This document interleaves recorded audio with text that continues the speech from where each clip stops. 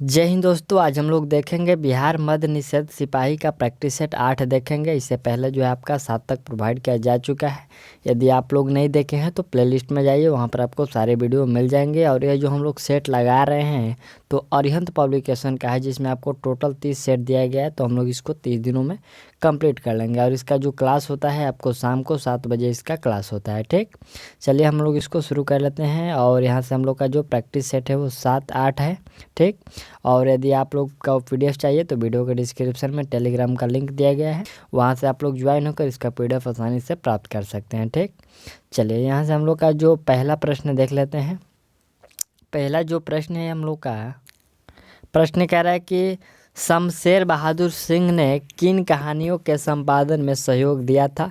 तो उन्होंने सहयोग दिया था नया पथ और मनोहर। यह जो नया पथ और मनोहर ये कहानी है, इसमें आपको शमशेर बहादुर ने सहयोग दिया था। ठीक, चलिए दूसरा जो हम लोग का यहाँ से प्रश्न है कि भूषण की रचना है, ये भूषण की रचना कौन सी है। तो देखिए जो शिवराज भूषण, शिवा बावनी और फिर यहाँ पर छात्र सल दशक जो है, ये सभी है आपका जो ये भूषण की रचना है। भूषण जो है कवि का नाम है। चलिए अगला जो प्रश्न है कि ज्ञानेंद्र पति का प्रमुख कविता है। तो ज्ञानेंद्र पति का इसमें से कौन सा कविता है। देखिए इसमें जो आँख हाथ बनते हुए, यहाँ पर आँख हाथ बनते हुए जो है बनते हुए, ये जो संग्रह कविता है यह ज्ञानेंद्र पति का है। ठीक, चलिए जो चौथे नंबर यहाँ पर प्रश्न है कि विनोद कुमार शुक्ल को साहित्य अकादमी पुरस्कार किस उपन्यास के लिए मिला था। तो उनको मिला था यहाँ पर दीवार में एक खिड़की रहती थी। यहाँ पर दीवार में एक खिड़की रहती थी, इसी के लिए उनको उपन्यास का जो क्या बोलते हैं साहित्य अकादमी पुरस्कार दिया गया था। ठीक, चलिए नेक्स्ट जो प्रश्न यहाँ से पांचवा हम लोग का है कि प्रेमचंद जी के पिता का व्यवसाय था। तो उनके पिताजी का व्यवसाय कौन से व्यवसाय करते थे। उनके पिताजी डाक मुंशी थे। ठीक, इसलिए उनको भी मुंशी प्रेमचंद ही कहा जाता था। चलिए अगला जो प्रश्न हम लोग का है कि नमवार सिंह ने किस पार्टी के उम्मीदवार के रूप में चुनाव लड़ा था। तो देखिए नमवार सिंह जो लड़े हुए थे चुनाव, वह आपको भारतीय कम्युनिस्ट पार्टी के तरफ से वो चुनाव लड़े हुए थे। ठीक, राइट आंसर यहाँ पर आप लोग सी कर लीजिएगा। अगला जो प्रश्न यहाँ से हम लोग का 7वें नंबर प्रश्न कह रहा है, प्रश्न है कि रेणु ने नेपाली क्रांतिकारी आंदोलन में कब भाग लिया। तो रेणु के द्वारा जो नेपाली क्रांतिकारी में भाग लिया गया था, यह आपको 1950 में शायद लिया गया था। राइट आंसर आपका बी हो जाएगा, शायद नहीं कन्फर्म है, ये 1950 में आपको लिया गया था। चलिए अगला प्रश्न हम लोग का है कि मलिक मोहम्मद जयासी किस काल के कवि हैं। तो मलिक मोहम्मद जो जयासी हैं यह है आपका भक्ति काल के कवि हैं। राइट आंसर सी होगा। चलिए नेक्स्ट जो प्रश्न यहाँ से हम लोग का है कि दरियाई घोड़ा किसकी रचना है। तो दरियाई घोड़ा जो है यह रचना आपका उदय प्रकाश की है। राइट आंसर डी होगा। अगला जो यहाँ से 10वें नंबर हम लोग का प्रश्न है कि विष्णु प्रभाकर जी की माता ने किस कुप्रथा का विरोध किया था। तो विष्णु प्रभाकर जी की जो माता थी उन्होंने यह पर्दा प्रथा का जो है क्या बोलते हैं विरोध किया था। ठीक, पर्दा प्रथा का विरोध किए थे। चलिए 11वें जो प्रश्न हम लोग का है कि सत्यजीत राय का निधन कब हुआ था। तो सत्यजीत राय का निधन 1992 में हुआ था। राइट आंसर सी होगा। अगला प्रश्न है कि कुमार गंधर्व का जन्म हुआ था। तो कुमार गंधर्व का जन्म कर्नाटक में हुआ था। ठीक, नेक्स्ट प्रश्न हम लोग का है कि प्रतीक पत्रिका का संपादन इनमें से किसने किया। तो प्रतीक जो पत्रिका है इसका संपादन किया गया था आपको अयज्ञ के द्वारा, अयज्ञ जी के द्वारा। ठीक, चलिए नेक्स्ट जो प्रश्न यहाँ से हम लोग का 14 नंबर प्रश्न कह रहा है कि प्रेमचंद जी की अंतिम कहानी, प्रेमचंद जी की जो अंतिम कहानी थी वह कहानी था आपका कफन। राइट आंसर सी कर लीजिएगा। कफन जो कहानी प्रेमचंद मुंशी प्रेमचंद का था वो अंतिम कहानी था। चलिए अगला जो 15 नंबर प्रश्न हम लोग का है कि अयज्ञ की रचना पर उन्हें साहित्य अकादमी पुरस्कार प्राप्त हुआ, यानी कि जो अयज्ञ के किस रचना पर उन्हें साहित्य अकादमी पुरस्कार दिया गया। तो उनको देखिए दिया गया था आंगन के पार द्वार, ये उन्हीं का जो साहित्य है, इसी पर आपको साहित्य अकादमी पुरस्कार दिया गया था। ये उन्हीं की रचना है। ठीक, किसकी, अयज्ञ जी की। चलिए नेक्स्ट जो हम लोग का प्रश्न यहाँ से 15 के बाद यहाँ से 16 नंबर आपका अंग्रेजी का प्रश्न है। तो अंग्रेजी वाला प्रश्नों को मैं स्किप कर दे रहा हूँ, ठीक। और यहाँ से हम लोग का 31 नंबर जो प्रश्न है आपका मैथ का प्रश्न है। आपको पता होगा कि आपको एक सेट में इस जो अरिहंत का बुक है इसमें 15 प्रश्न हिंदी के हैं, 15 जो प्रश्न है आपको अंग्रेजी के हैं और 15 जो प्रश्न है मैथ का है, और जो बाकी बचा आपका 55 तो जीके जीएस का प्रश्न है, ठीक। तो इसमें हम लोग जो है अंग्रेजी के प्रश्नों को छोड़ दे रहे हैं और मैथ का भी आपको जो है सही उसका टिक लगा दिया जा रहा है, जो कि आपको ये PDF मिल जाएगा, तो आप इसको सॉल्व करिएगा। तो चलिए हम लोग इसका जो 31 से प्रश्न है इसका टिक लगा देते हैं आपका, और एक बार इसका प्रश्न भी देख लीजिए, चाहे तो अभी आप इसको बना भी सकते हैं, ठीक। वीडियो को रुका कर आप इसको बना भी सकते हैं। चलिए यहाँ से हम लोग का 31 नंबर का जो राइट आंसर होगा, तो 31 का राइट आंसर यहाँ पर आपको 33,000 रुपया होगा, ठीक। चलिए 32 जो हम लोग का राइट आंसर 32 का होगा यहाँ पर है 250 मीटर प्रति सेकंड होगा, ठीक। अगला 33 नंबर जो हम लोग का प्रश्न है 33 का राइट आंसर 10 किलोमीटर प्रति घंटा होगा। 34 का जो प्रश्न है हम लोग का यह है कि 20% के प्रत्येक 4 क्रमिक छूटों की प्रभावी क्या होगी, तो यहाँ से हम लोग का जो 34 का राइट आंसर 59.04 होगा, ठीक। चलिए अगला 35 नंबर प्रश्न है, तो 35 का राइट आंसर यहाँ पर आपका 20 हो जाएगा। अगला हम लोग का 36 नंबर प्रश्न है, तो 36 का राइट आंसर 3:5 होगा, ठीक। चलिए अगला प्रश्न है कि आंकड़ों का एक सेट दिया गया है, सेट का माध्य 35 है जबकि इस सेट की माध्यिका 60 है, तो माध्य आंकड़ों का बहुलक ज्ञात करना है, तो आंकड़ों का बहुलक क्या होगा 110, राइट आंसर डी कर लीजिएगा, ठीक। चलिए नेक्स्ट जो प्रश्न है कि उन 2 अंकीय अभाज्य संख्या जिसकी इकाई और दहाई स्थानों में संख्याएं बराबर है के अंकों का योग कितना है, तो इन अंकों का योग होगा 2 होगा, ठीक। राइट आंसर सी कर लीजिएगा, ठीक। चलिए नेक्स्ट जो हम लोग का प्रश्न है यहाँ से है 39 नंबर जो प्रश्न है, तो 39 का राइट आंसर यहाँ पर आपका 12 रुपया होगा। और यहाँ से 40 नंबर है, तो 40 का राइट आंसर आपका होगा 202 मिली। 41 का राइट आंसर यहाँ से हम लोग का 41, एक बार आप लोग इस प्रश्न को देख लीजिए ताकि आपको समझ आ सके और इसको बना भी सके आप लोग। तो 41 का राइट आंसर यहाँ पर आपका 76 किलोग्राम होगा। फिर यहाँ से हम लोग का जो 47 है, तो सॉरी 42 है, 41 के बाद 42 है, तो 42 का राइट आंसर आपको 400 रुपया होगा। और फिर यहाँ पर 43 है, तो 43 का जो राइट आंसर होगा वो 20 होगा। और फिर यहाँ से 44 का राइट आंसर आपको 25.6 सेंटीमीटर होगा।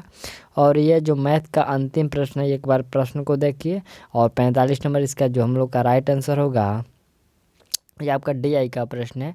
तो यहाँ से देखिए इसका जो का राइट आंसर होगा 45 का, वह हो जाएगा आपका यहाँ से 1,08,000, ठीक। यानी कि ऑप्शन जो बी है वो आपका करेक्ट है, ठीक। चलिए यहाँ से हम लोग का जो है जीके जिसके प्रश्न में हम लोग का जो 46 नंबर से प्रश्न है ये शुरू होता है। कह रहा है कि भारतीय संविधान का कौन सा अनुच्छेद जीवन की रक्षा और वैयक्तिक स्वतंत्रता की गारंटी देता है, तो यह जो गारंटी देता है यह अनुच्छेद आपको 21 देता है, ठीक। चलिए यहाँ पर देखिए अनुच्छेद 21 का ए भी है, तो ये वाला नहीं होगा यहाँ पर, बल्कि 21 अनुच्छेद 21 होगा, ठीक। अनुच्छेद 21 के अंतर्गत ही आपका ए जो 21 का ए है वो आता है, ठीक। चलिए अगला 47 नंबर जो हम लोग का प्रश्न है, कह रहा है कि राज्य के शासन का वास्तविक अध्यक्ष कौन होता है, तो राज्य के शासन का वास्तविक अध्यक्ष मुख्यमंत्री होता है, राइट आंसर बी होगा। चलिए नेक्स्ट जो प्रश्न हम लोग का 48 नंबर है, कह रहे हैं कि आसियान शैली क्या है, तो आसियान जो शैली है आपका आसियान सदस्यों के अनौपचारिक और सहयोगपूर्ण कामकाज की शैली है, जो आसियान शैली है, राइट आंसर बी कर लीजिएगा। चलिए नेक्स्ट जो प्रश्न यहाँ से हम लोग का 49 नंबर है, कह रहा है कि लोक अदालतों से क्या लाभ है, तो लोक अदालतों से जो लाभ है वह है आपका, देखिए पुराने मुकदमे की कोर्ट फीस वापसी हो जाती है। फिर दूसरा है कि मामलों का निपटारा तुरंत हो जाता है। तीसरा है कि सभी को आसानी से न्याय मिल जाता है। उपायुक्त में से यहाँ पर हम लोग का सभी होगा, राइट आंसर जो है लोक अदालत का यही सब लाभ है, ठीक। चलिए अगला 50 नंबर जो प्रश्न यहाँ से हम लोग का है कि राजनीतिक विज्ञान के क्षेत्र में कौन सही आता है, ठीक। पहला है कि मनुष्य का अध्ययन, दूसरा है कि अंतर्राष्ट्रीय कानूनों एवं संबंधों का अध्ययन, तीसरा है कि व्यापारिक संबंध और वर्तमान राजनीतिक समस्याओं का अध्ययन। तो राजनीतिक विज्ञान के हम लोग का अंतर्गत आता है आपका व्यापारिक संबंध आता है, ठीक। यहाँ पर आपका राजनीतिक विज्ञान के कहा जाएगा, राजनीतिक विज्ञान पूछा जा रहा है। तो व्यापारिक हो जाएगा। और वर्तमान राजनीतिक समस्याओं का अध्ययन, यहाँ पर हम लोग व्यापारिक नहीं कर लेते हैं, यहाँ से हम लोग का राइट आंसर होना चाहिए था। यहाँ पर आपका आंसर व्यापारिक दे रहा है, लेकिन यहाँ पर वर्तमान राजनीतिक समस्याओं का अध्ययन होगा, ये राजनीतिक विज्ञान में। ठीक, तो राइट आंसर यहाँ पर आप लोग डी कर लीजिएगा, डी आपका इसमें सही होगा। ठीक, चलिए अगला प्रश्न यहाँ से 50 नंबर हम लोग का है कि हरित क्रांति का लाभकारी वरदान किन विशेष फसलों के लिए है? तो यह जो है आपका गेहूं और चावल के लिए है। ठीक, चलिए 52 नंबर जो प्रश्न है कि किसी देश का जो संविधान अलिखित संविधान है, अलिखित संविधान जो है किस देश का है? संयुक्त राज्य अमेरिका का, भारत का, फ्रांस का या फिर ग्रेट ब्रिटेन का? तो राइट आंसर जो ग्रेट ब्रिटेन का संविधान है वो अलिखित है। ठीक, चलिए अगला प्रश्न यहाँ से हम लोग का 53 नंबर जो प्रश्न है, यह कह रहा है कि भारत का आर्थिक सर्वेक्षण किसके मार्गदर्शन में तैयार किया जाता है? तो आर्थिक सर्वेक्षण जो है आपको मुख्य आर्थिक सलाहकार के जो है देखरेख में ये तैयार किया जाता है, उन्हीं के मार्गदर्शन में यह तैयार किया जाता है। चलिए नेक्स्ट प्रश्न है कि न्यूनतम समर्थन मूल्य द्वारा घोषित किया जाता है।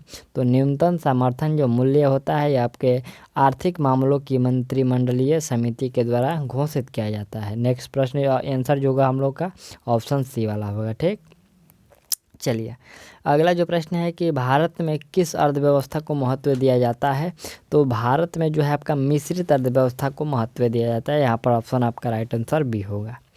चलिए अगला प्रश्न है कि उत्पत्ति के नियमों का आधुनिक रूप है। तो उत्पत्ति के नियमों का जो आधुनिक रूप है वो आपको परिवर्तनीय लागत नियम है। ठीक, नेक्स्ट जो प्रश्न हम लोग का है कि कच्चे माल की कीमत है, कच्चे माल की कीमत क्या है? यहाँ पर आपका स्पष्ट लागत है। ठीक, कच्चे माल की जो कीमत है वो स्पष्ट लागत है। अगला प्रश्न है कि राष्ट्रीय आय का अर्थ है, राष्ट्रीय आय का अर्थ क्या है? साधन लागत पर शुद्ध राष्ट्रीय उत्पाद होता है, राइट आंसर ये होगा। चलिए अगला जो पॉइंट हम लोग का है कि मांग जमाव में शामिल किया जाता है। तो मांग जमाव ये आपका जो है इकोनॉमिक्स से प्रश्न पूछे जा रहे हैं, आपको याद रखना है कि 2 से 3 जो प्रश्न आएंगे आपको इकोनॉमिक्स से भी आपको जरूर आएंगे। ठीक, प्रश्न यहाँ पर है कि मांग जमाव में शामिल किया जाता है। तो बचत खाता जमाएं और चालू खाता जमाएं ये जो है मांग जमाव में शामिल किया जाता है। ऑप्शन जो सी है आपका करेक्ट है। चलिए अगला जो 60 नंबर हम लोग से प्रश्न ये कह रहे हैं कि एक तरफ आपका सूची 1 है और सूची 2 को सम्मिलित करना है, एक तरफ आपका जो है बोधगया दिया गया उसका जन्म दिया गया। तो हम लोग का प्रश्न एक तरफ आपको सूची 1 और सूची 2 से सम्मिलित करना है। जैसे देखिए यहाँ से आपको एक तरफ बोध गया दिया गया है, तो ये जो बोध गया है आपका ज्ञान प्राप्ति का स्थान है, ये बोध गया आपका ज्ञान प्राप्ति का स्थान है। दूसरा है कुशीनगर, तो देखिए ये जो कुशीनगर है आपका ये निब्बान है और जो सारनाथ है यहाँ पर, तो सारनाथ में यह प्रथम उपदेश है। और जो लुम्बिनी है तो लुम्बिनी में जो है उनका जन्म हुआ था। ठीक, ये आपको ये सभी जो है स्थान जो दिए गए हैं और सभी जगह है ये आपको गौतम बुद्ध से संबंधित है। ठीक, इसमें हम लोग का कोट भाषा में ऑप्शन जो बी वाला होगा वो राइट आंसर होगा। ठीक, चलिए अगला यहाँ से प्रश्न हम लोग का 61 नंबर है कि वह कौन सा मराठा सरदार था जिसे अलीवर्दी खान ने उड़ीसा के एक भाग का राजस्व प्रदान किया था? वह कौन सा मराठा सरदार था? तो वह मराठा सरदार आपका जी रघुजी भोसले थे। ठीक, राइट आंसर एक कर लीजिएगा रघुजी भोसले। चलिए अगला जो यहाँ से हम लोग का 62 नंबर प्रश्न है, यह प्रश्न कह रहा है कि बिहार का वह जिला जिसकी सीमा नेपाल एवं उत्तर प्रदेश दोनों से स्पर्श करती है, कौन सी जिला है जो कि नेपाल और उत्तर प्रदेश दोनों से सटी हुई है? तो वह है आपका पश्चिमी चंपारण, जो कि है आपका नेपाल से भी और उत्तर प्रदेश से भी इसका सीमा लगता है। ठीक, चलिए अगला प्रश्न है कि तमिल महाकाव्य शिल्पदिकर्म की रचना की गई, यह जो है किसके द्वारा की गई? तो इसकी जो रचना है यहाँ पर इंगलो इलांगो जो है, देखिए यहाँ पर थोड़ा सा इलांगे और इंदी गेल द्वारा किया गया था। यहाँ पर ऑप्शन जो है ए वाला राइट आंसर होगा। ठीक, चलिए अगला प्रश्न है कि शिवाजी की राजधानी कहाँ थी? तो शिवाजी की जो राजधानी थी आपको पूना थी। ठीक, चलिए अगला जो प्रश्न यहाँ से हम लोग का 65 नंबर प्रश्न है कि फतेहपुर सीकरी का पंचमहल किसने बनवाया? फतेहपुर सीकरी का जो पंचमहल है यह बनवाया गया था आपको अकबर के द्वारा। चलिए अगला प्रश्न है कि कंबोडिया का पुराना नाम, तो कंबोडिया का पुराना नाम क्या है? कंबोडिया का पुराना नाम यहाँ पर कंपुचिया है। राइट आंसर ये होगा कंपुचिया। चलिए अगला जो प्रश्न हम लोग का यहाँ से है कि कलहर्ण की पुस्तक राज तरंगिणी जिसमें कश्मीर का इतिहास है, यह किस सदी के है? ठीक, यहाँ पर प्रश्न है कि जो कलहर्ण का राज तरंगिणी है यह किस सदी का है? तो देखिए यह जो है आपका 12वीं सदी का है। ठीक, नेक्स्ट प्रश्न हम लोग का है कि भारत का सबसे दक्षिणी छोर कौन सा है? दक्षिणी छोर कौन सा है भारत का? तो वह हो जाएगा Indira point. Right answer D होगा। चलिए नेक्स्ट प्रश्न है कि भारत की उच्चतम वार्षिक वर्षा कहाँ पर दर्ज की गई? तो यहाँ पर जो है उच्चतम वार्षिक वर्षा जो दर्ज किया गया है यह दर्ज किया गया है आपका मानसीराम मेघालय में। ठीक, मानसीराम जो है मेघालय में पड़ता है, वहीं पर जो है उच्चतम वर्षा दर्ज की गई है। चलिए अगला जो 70 नंबर हम लोग का प्रश्न है, कह रहे कि 1700 किलोमीटर लंबी हजीरा विजया जगदीशपुर गैस पाइपलाइन कहाँ से कहाँ तक है? तो यह जो है आपका कहाँ से कहाँ तक है? तो जामनगर से ये लोनी तक है। ठीक, कहाँ तक है?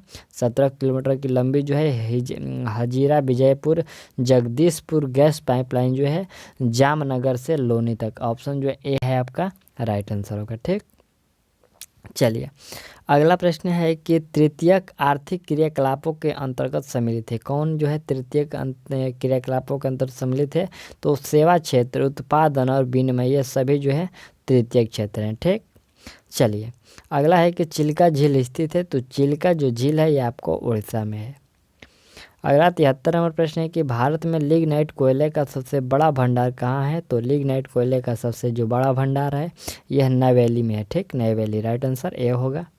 चलिए नेक्स्ट जो प्रश्न हम लोग का है कि निम्न में कौन सा घटक जलोढ़ मृदा में प्रचुरता से नहीं पाया जाता है? यहाँ पर जलोढ़ मृदा में प्रचुरता से यानी कि ज़्यादा मात्रा में नहीं पाया जाता है। ठीक, तो यहाँ पर हम लोग का राइट आंसर होगा आयरन नहीं पाया जाता है। जलोढ़ मृदा में आयरन नहीं पाया जाता है। ठीक, चलिए अगला जो हम लोग का यहाँ पर 75 नंबर प्रश्न कह रहा है, शायद ये 75 नंबर जो प्रश्न है ये आपका करंट अफेयर का प्रश्न है।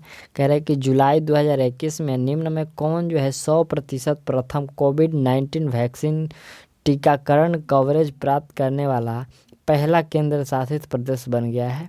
तो वह पहला केंद्र शासित प्रदेश लद्दाख है। राइट आंसर सी होगा। चलिए अगला जो 76 नंबर प्रश्न है कि भारतीय सेना ने जम्मू कश्मीर के गुलमर्ग में स्थित फायरिंग रेंज का नाम किस बॉलीवुड अभिनेत्री के नाम पर रखा है? तो यह किसके नाम पर रखा गया है? देखिए यह रखा गया है आपको विद्या बालन के नाम पर। राइट आंसर आपका बी होगा। चलिए अगला प्रश्न है कि तत्वों को वर्गीकृत करने के लिए परमाणु आयरन का प्रयोग किया था। यहाँ पर जो है कि तत्वों को वर्गीकरण करने के लिए परमाणु आयरन आयतन है। ठीक, आयरन नहीं है, आयतन है। आयतन का प्रयोग किया था। ये किसने किया था? तो आयतन के जो आधार पर ये किया था ये लोथर मेयर ने किया था। राइट आंसर सी कर लीजिएगा। ठीक, चलिए अगला प्रश्न है कि जब घर्षण से किसी वस्तु को आवेशित किया जाता है तब उस वस्तु का भार या द्रव्यमान क्या होता है? तो भार या द्रव्यमान जो होता है वो थोड़ा बढ़ या घट जाता है। ठीक, चलिए अगला प्रश्न है कि भारी जल प्रयुक्त होता है। तो भारी जल जो है ये आपको नाभिकीय रिएक्टरों में प्रयुक्त होता है। राइट आंसर ये होगा। चलिए अगला प्रश्न हम लोग का है कि कैरियो पिस से, यहाँ पर कैरियो जो पिस है ये क्या है? ठीक, तो ये जो है आपका यह एक बीजीय फल है। ठीक, राइट आंसर एक कर लीजिएगा। क्या है ये? एक बीजीय फल है। अगला प्रश्न है कि नाइट्रोजन का धनात्मक परीक्षण नहीं देने वाला यौगिक है। तो धनात्मक परीक्षण नहीं देने वाला यौगिक हाइड्रोजिन है। क्या है? हाइड्रोजिन। चलिए अगला प्रश्न 82 नंबर जो प्रश्न कह रहे हैं कि अल्कोहलों का सामान्य सूत्र निम्न में से किसके सामान्य सूत्र के समान है? तो यह ईथर के सामान्य सूत्र के सामान्य है। 83 नंबर जो प्रश्न है कि एक व्यक्ति अपने चश्मे के लेंस को फ्रेम में घुमाता है और पता है कि समंजन गड़बड़ाता गया।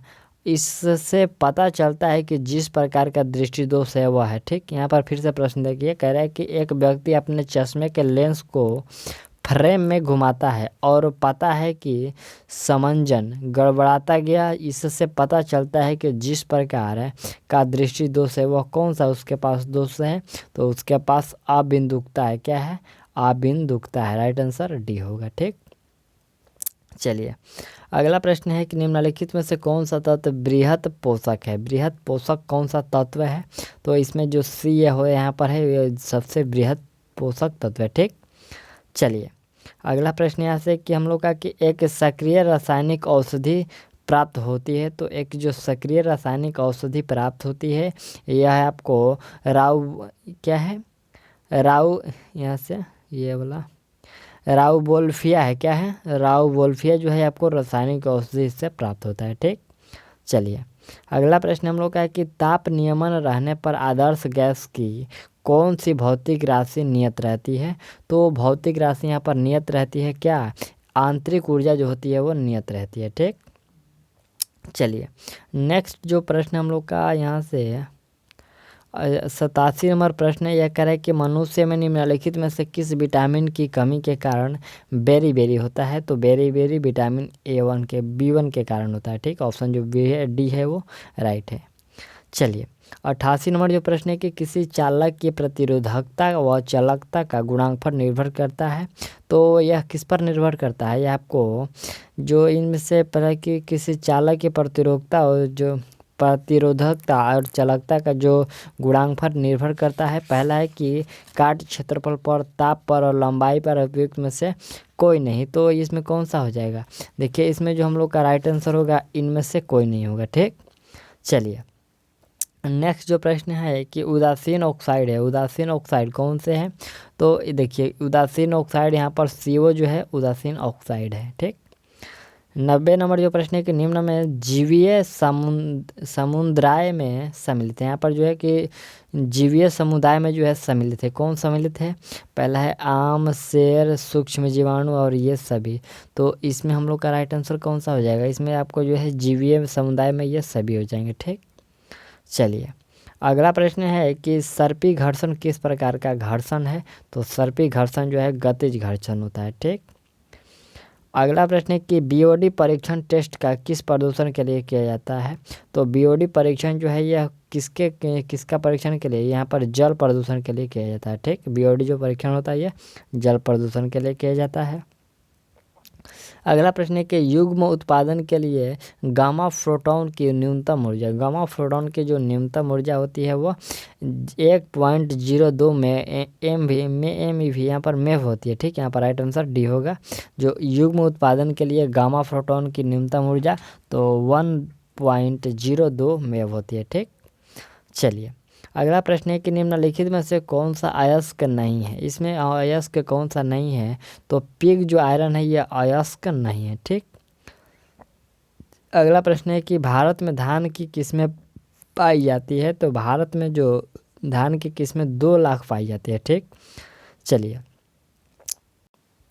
यहाँ पर हम लोग का 96 नंबर जो प्रश्न है कि निम्नलिखित में से भारत के किस वैज्ञानिक का संबंध क्रेस्कोग्राफ के आविष्कार से है? तो देखिए क्रेस्कोग्राफ का जो आविष्कार है ये जगदीश चंद्र बोस के द्वारा किया गया था। ठीक, चलिए अगला प्रश्न है कि परावर्तक दूरदर्शी में अभिदृश्यक के रूप में प्रयोग किया जाता है? तो अभिदृश्यक के रूप में उत्तल लेंस का प्रयोग किया जाता है। 98 नंबर जो प्रश्न है कि दूरस्थ वस्तु को खगोलीय दूरदर्शी द्वारा देखने पर इसका प्रतिबिंब होता है? तो इसका जो प्रतिबिंब होता है यहाँ पर है कि सीधा होता है, विकृत होता है, उल्टा होता है और इनमें से कोई नहीं। तो इसमें हम लोग का जो राइट आंसर होगा इनमें से कोई नहीं होगा। ठीक, अगला जो प्रश्न है कि ऑक्सीजन अणु प्रदर्शित करता है? तो ऑक्सीजन जो अणु है यह प्रदर्शित करता है अणुचुंबकत्व। ठीक, ऑक्सीजन अणु प्रदर्शित करता है अणुचुंबकत्व। और जो 100 नंबर प्रश्न है कि दुधवा राष्ट्रीय उद्यान स्थित है? तो दुधवा राष्ट्रीय उद्यान जो है आपको उत्तर प्रदेश में है। यहाँ पर राइट आंसर ये हो जाएगा उत्तर प्रदेश। तो हम लोगों ने यहाँ से जो 100 प्रश्नों को कंप्लीट कर लिया। ठीक, और ये जो हम लोग का प्रैक्टिस सेट था ये सेट प्रैक्टिस 8 था और जो सेट 9 है आपको जल्द ही प्रोवाइड की जा सकती है। तो मिलते हैं अगले वीडियो में और तब तक के लिए थैंक्स। और इसका जो प्रैक्टिस सेट है आपको प्रतिदिन मिलते रहेगा, किसी दिन में गैप नहीं होगा। कल जो गैप हो गया था तो कल मेरा कुछ तबीयत थोड़ा सा डाउन था, तो इसलिए मैं कल सेट नहीं दे पाया था। चलिए, तो इसका प्रैक्टिस सेट आपको रोज़ मिलते रहेगा, कोई बात नहीं है।